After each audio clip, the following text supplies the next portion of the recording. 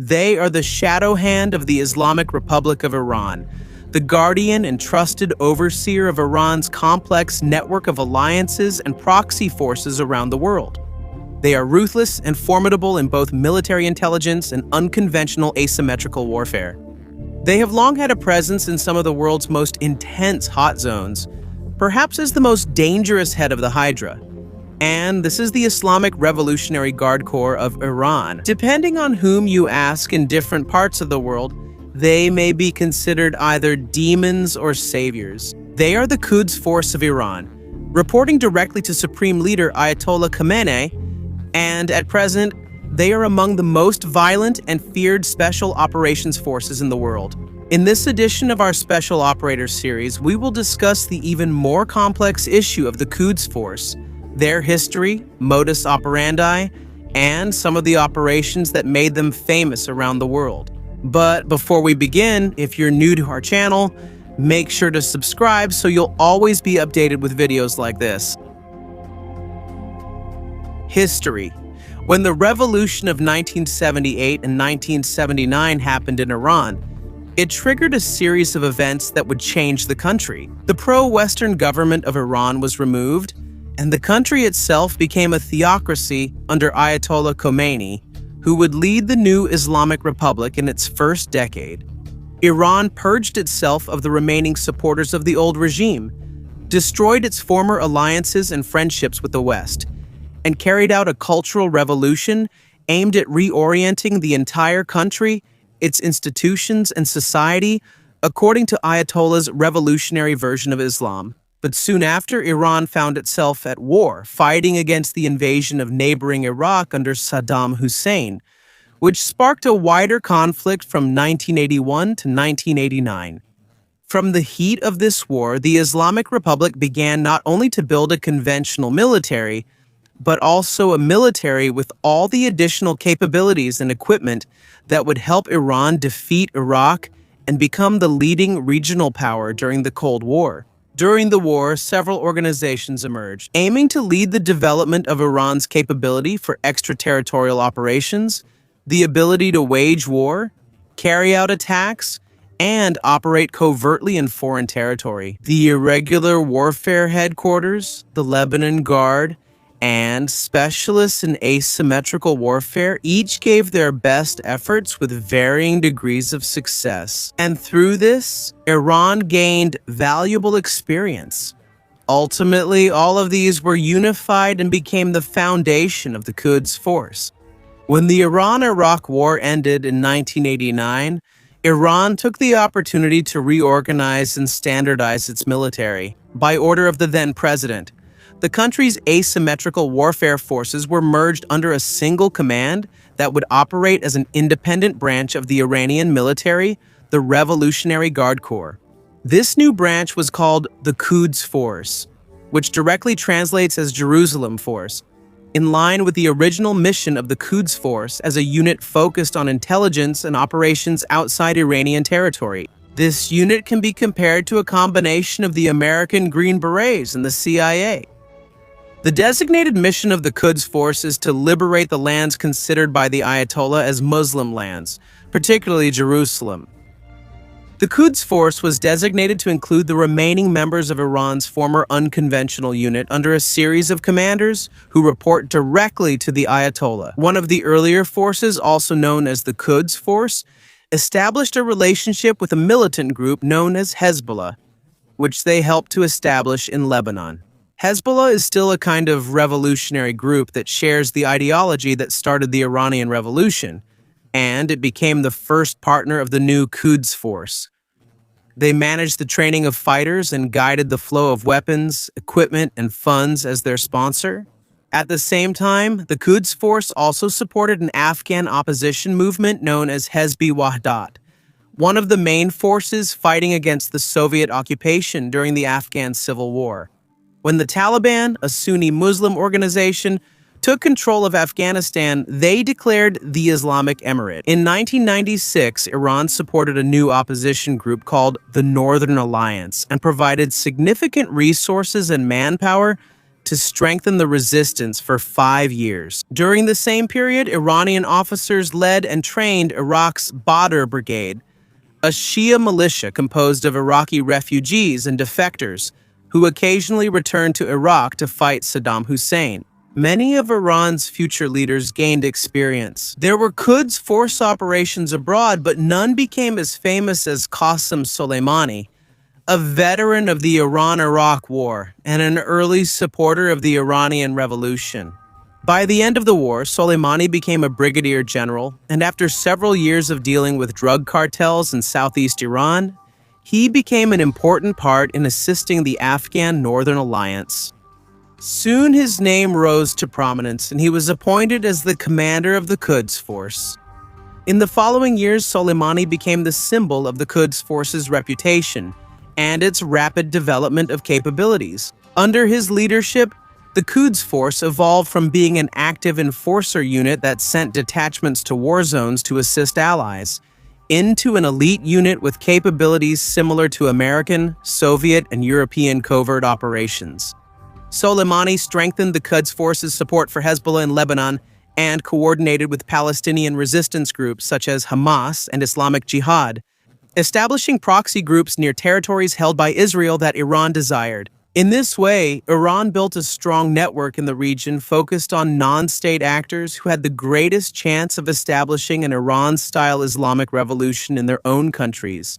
The Quds Force got its first opportunity to show itself on the international stage in 2003 when the United States invaded Iraq.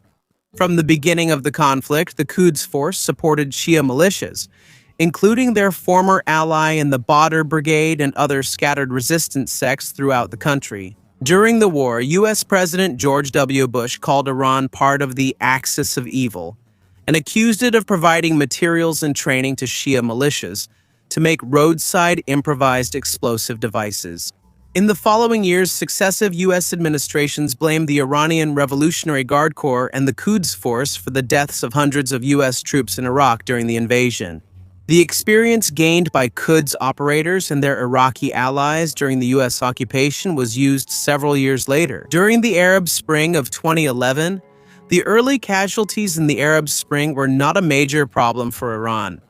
In Tunisia, the ousted president Zine El Abidine Ben Ali led a Sunni government, as did Hosni Mubarak of Egypt, who had long fueled tensions by accusing Shia Muslims in many Arab countries of having secret ties to Iran rather than to their own country. In fact, instead of being a problem, the uprisings even gave the Quds Force an opportunity to start building their influence in the formation of new governments that favored them. But when the uprisings reached Syria, where the Shia Alawite leader Bashar al-Assad and his minority government faced resistance from the Sunni majority, a shift toward regional destabilization began, something the Quds Force was created to prevent.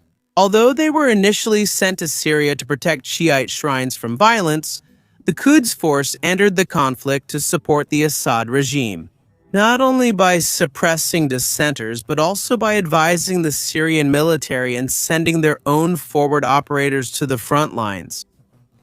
They also sent significant manpower from the Quds Force, including foreign militias, Iraqi fighters, Hezbollah fighters from Lebanon, and veteran Afghan combatants.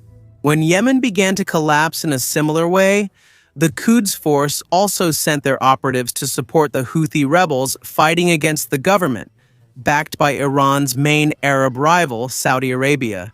The Quds Force intensified their operations in response to the rise of the Islamic State and other Sunni extremists, but the most successful in reclaiming territory were the Iraqi militias supported by the Quds Force, not the Iraqi government troops. Just like what happened during the administration of George W. Bush a decade earlier, the story of the Quds Force in recent years cannot be separated from the role of the United States in Iraq.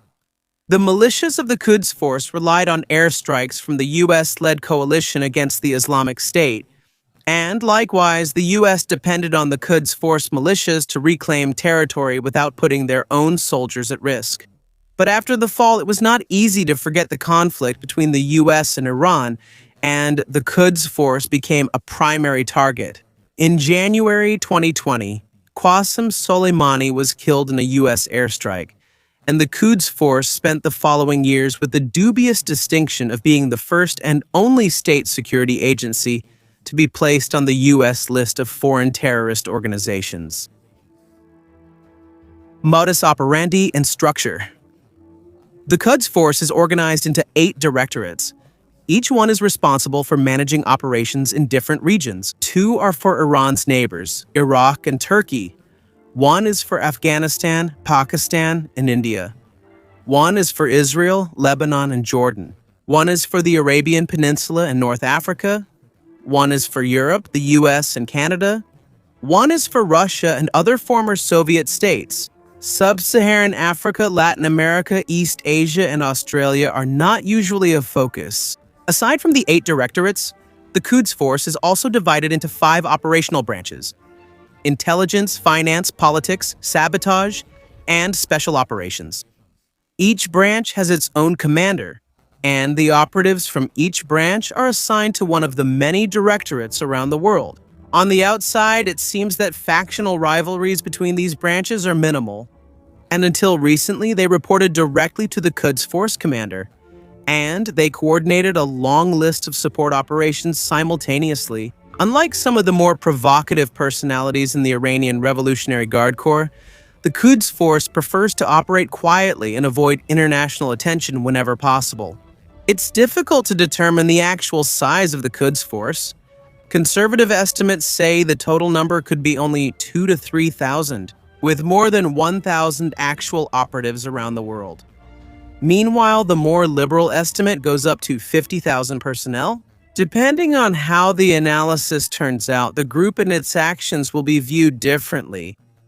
If the number of operatives is small, it may be assumed that each one is highly capable and acts as a generalist solo operator, hiding in war zones alone or in small teams, and they run operations from the shadows. If the Quds force is made up of thousands of personnel, it makes more sense to see them as a diversified array of specialists, support staff, and hidden bases or frontline squads around the world. In any case, Iran does not reveal the exact number, but we know that the Quds force maintains several agents to train and supervise foreign assets, similar to global intelligence services like MI604. Others work as frontline shock troops, saboteurs, or insurgent leaders.